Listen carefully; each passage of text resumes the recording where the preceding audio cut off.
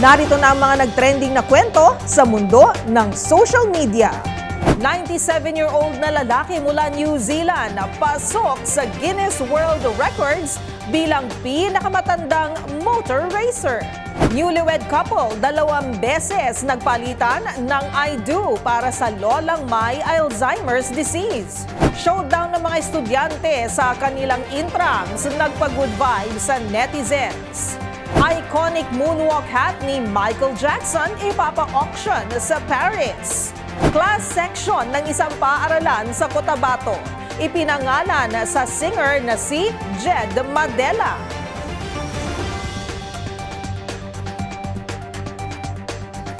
Sure akong ang lahat ng kwento o viral video ay hindi umaabot sa wall mo.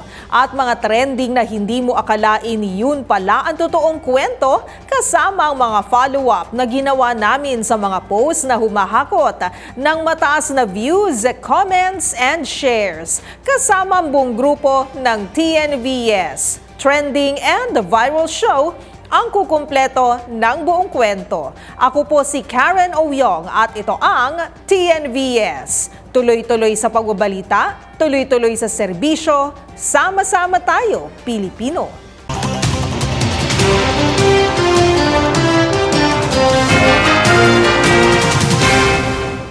Para sa ating unang trending video, Strong at 97.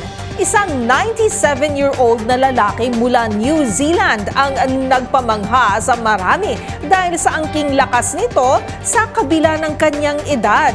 Kahit kasing matanda na, ay kayang-kaya pa nitong lumahok sa motorcycle race. Kaya naman napabilang ito sa Guinness World Records bilang pinakamatandang motor racer. May plano pa kaya itong lumaban sa mga susunod pang racing events? Narito panuorin sa trending report ni Pamela Adriano.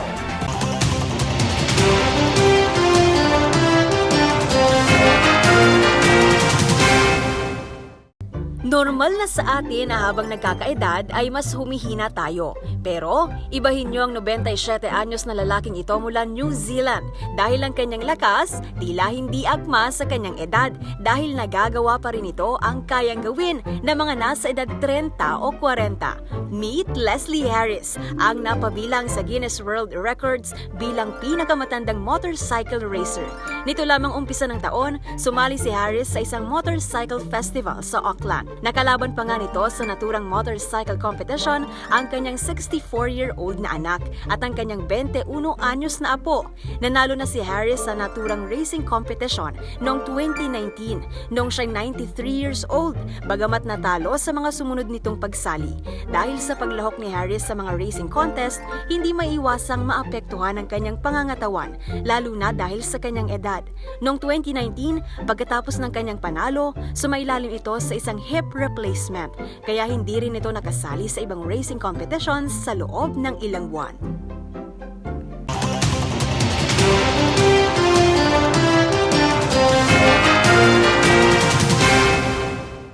Sa ating next viral story, showdown sa intrams. Isa sa mga nakakamiss na event noong nag-aaral pa tayo ay ang intramurals o yung bang intrams kung tawagin. Dito kasi nasasaksihan ang husay ng ating mga kaeskwela sa larangan ng sports. Tagisan ng talento o pageant sa siyang kumukumpleto sa ating buhay estudyante. Kaya naman agad pinusuan at nagpa-good vibes sa netizens ang mga mag-aaral na bida sa ating trending na kwento. Hindi lang kasi pagalingan ng cheer ang labanan. Ang representatives ng bawat college department nagpasiklab din sa sayawan. Ang bardagulan showdown ng mga estudyante. Ating silipin sa trending report ni Liway Abbas.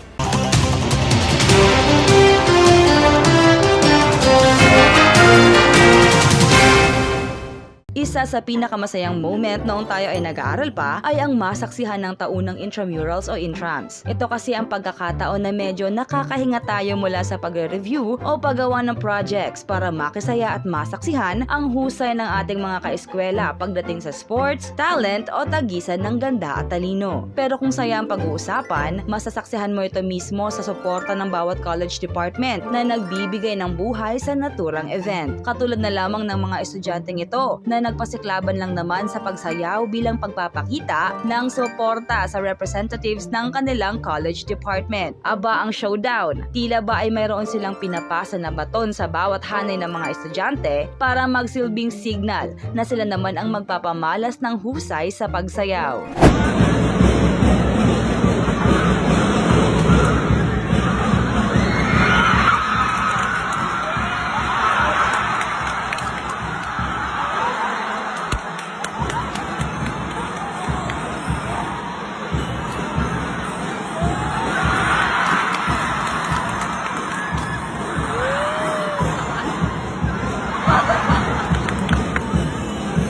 Ang naturang showdown, hindi lang nagpasaya sa mga estudyanteng naroon mismo sa event. Ito rin ay nagpa-good vibes sa netizens na sila rin nakaka-relate at na-miss ang intrams noong sila ay nag-aaral pa lamang. Ang video ng kanilang showdown ay humakot na ng 1.7 million views at halos 200,000 likes sa Facebook Reels.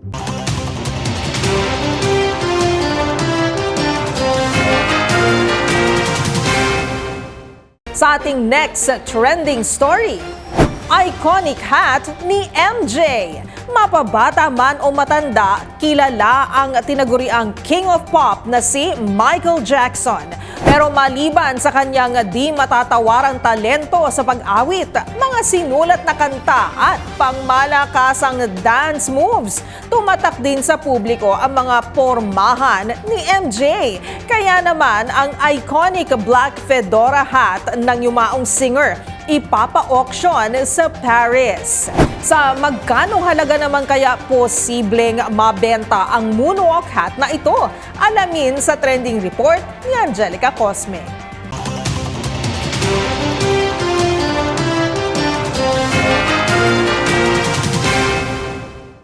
Maliban sa kanyang husay sa pag-awit, mga isinulat na kanta at iconic dance moves, tumatak din sa publiko ang pormaha ng nag-iisang King of Pop na si Michael Jackson. Kaya naman, ang black fedora hat na suot ng superstar sa kanyang iconic moonwalk dance sa hit song na Billie Jean, ipapa-auction sa Paris. Ang bidding para sa moonwalk hat na ito ni MJ, tinatayang aabot sa 60,000 hanggang 100,000 euros o mahigit 3.6 hanggang 6 million pesos. Maliban dito, ilan pang music memorabilia ang ipapa-auction gaya ng gold record si Queen of Pop Madonna, gitara ng legendary bluesman na si T-Bone Walker at suit ng English musician-songwriter na si Martin Gore. Gaganapin ang auction sa Hotel Drouot sa Paris sa September 26. Maliban sa Billie Jean, ilan sa mga pinasikat na kanta ng yumaong King of Pop ay ang Beat It, Can't so beat it, but you wanna be bad, just beat it. Thriller, Been love night, and no one's gonna save you. Smooth Criminal, You've been hit by a smooth criminal. Bad, Because I'm bad, you're more.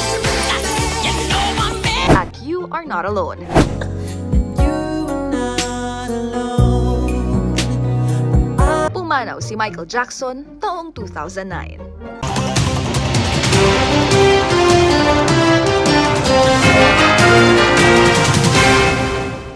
Para sa ating next viral story, I Do's for Grandma. Kung ang madalas na istoryang naririnig natin ay ang pagmamahal ng mga lolo't lola sa kani-kanilang mga apo, ngayon naman patutunayan nating wala ring hihigit sa pagmamahal ng mga apo para sa kanilang grandparents. Gaya ng mag-asawang ito mula England na 2 beses nagpalitan ng matamis na I do para sa lola ni Bride na may Alzheimer's disease. Ang sweet at nakakaantig na kwento, panoorin natin sa trending report ni Millie Borja.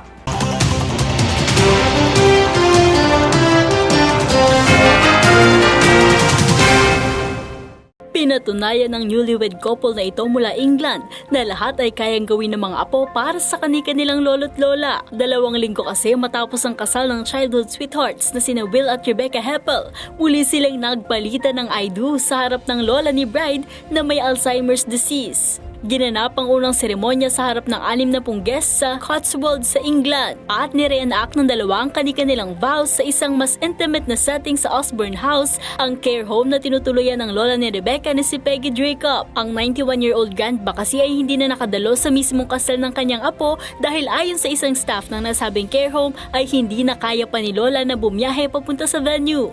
At dahil mahalaga sa bride na present si Lola Peggy sa kanyang special day, dinala na lang nila ang ceremony dito. Hindi naman sila nabigo dahil kung ano ang setup sa unang kasal, ganun din ang ginawa nila sa second venue. Magigang post nila sa first dance, kuhang-kuha rin. At pagbabahagi ni Rebecca, nagustuhan daw ni Lola Peggy ang kanyang wedding dress. Bagamat hindi na masyadong nakakaalala ang matanda, dagdag din ni Rebecca na kilala pa rin naman daw nito kung sino sila. At pagbabahagi rin ng couple na kumpara noong unang kasal, mas hindi na raw sila kabado ngayon at mas naging relax silang ikasal sa harap ni Lola Peggy.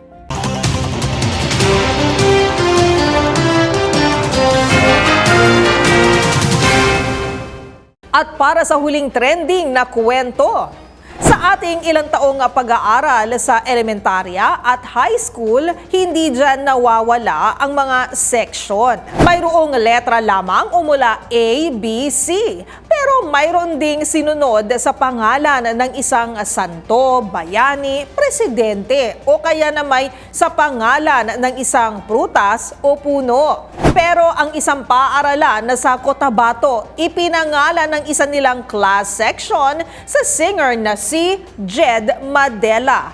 Ano naman kaya ang naging reaksyon ng mga awit dito? Alamin natin yan sa report ng ating Showbiz Angel.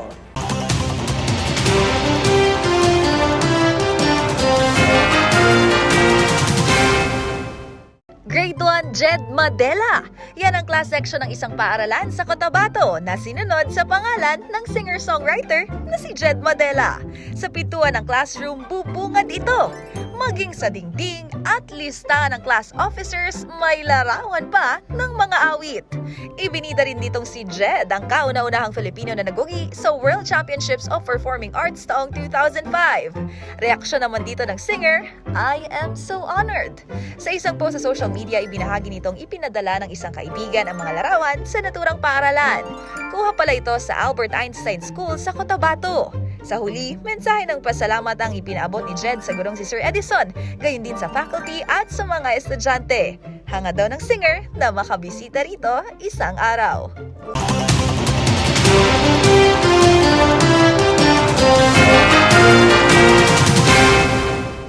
Isa na namang episode ng mga nagpa-wow, kinagiliwan at iba't ibang mga insidente ng mga nag-viral na kwento ang ating napanood. Pero ang pinakatumatak sa aking kwento ay ang kwento ng ating mga senior citizens, ang ating mga lolo at lola na bumida sa dalawa po nating videos. Ang ating lolo na isang daredevil na kahit 97 years old na ay talaga namang kaya pang makipagsabayan sa mga mas bata sa kanya pagdating sa motorcycle racing. O diba, daredevil nga naman talaga ang peg ni lolo. At syempre dahil dyan mukhang namana ito ng kanyang anak at kanyang apong babae. At dahil dyan ay nakakapag-bonding sila dahil sa motorcycle racing na yan. Kaya naman bilib po tayo dahil healthy and strong at brave pa rin. Napakatapang ni lolo. Samantalang ang kwento naman ng isang senior citizen na talagang love na love ng kanyang apo na talaga namang kailangan pang i-recreate o di naman kaya ay mag-I-do's ulit ang bride and groom para lamang kay lola. Halata naman po na love niya ang kanyang grandma. Kaya naman sa ating mga kababayan dyan, sa inyo pong lahat na nanonood at nakikinig, pahalagahan po natin ang ating mga lolo at lola, mga senior citizens po natin. Well, aside from respeto, dahil kailangan naman po na ibigay natin yan sa mas nakakatanda sa atin, iba pa rin po kung talagang tutulungan natin sila at syempre susuportahan natin sila sa kanilang mga hilig, sa mga bagay na makapagbibigay sila ng kaligayahan. Sabi nga nila, life is short. Kaya naman po sa ating lahat, parating din po at papunta na rin po tayo doon. Magiging senior citizens rin po tayo. Kaya habang kaya pa natin, habang nandyan pa po sila, ipakita natin ang respeto, ang pagmamahal at suporta. Dahil babalik din naman sa atin yan pag tayo ay naging senior citizen na. Kaya naman kung meron din kayong mga katulad na istorya ay i-share nyo na yan sa ating comment section. O kaya naman itag nyo rin kami sa TikTok at DZRH News. At yan ang mga kwento sa likod ng mga nagwa-viral na video. Kasama ang buong grupo ng TNVS, Trending and the Viral Show. Assignment namin na kapag may nagtrending, aalamin, bubuin at ipa-follow up namin ang mga detalye para kapag nakita mo ang viral video na may nag-share, ikaw na ang magdagdag ng mga impormasyong nalaman mo sa TNVS, Trending and the Viral Show. Mula sa kauna-unahan sa Pilipinas, DZRH, ako po si Karen Oyong. Tuloy-tuloy sa pagbabalita, tuloy-tuloy sa serbisyo, sama-sama tayo, Pilipino. Mga trending videos na pinag-usapan at ngayon may matututunan dahil malaliman ang detalyeng ibibigay sa TNVS Trending and Viral Show. Araw-araw kasama si Karen Oyong.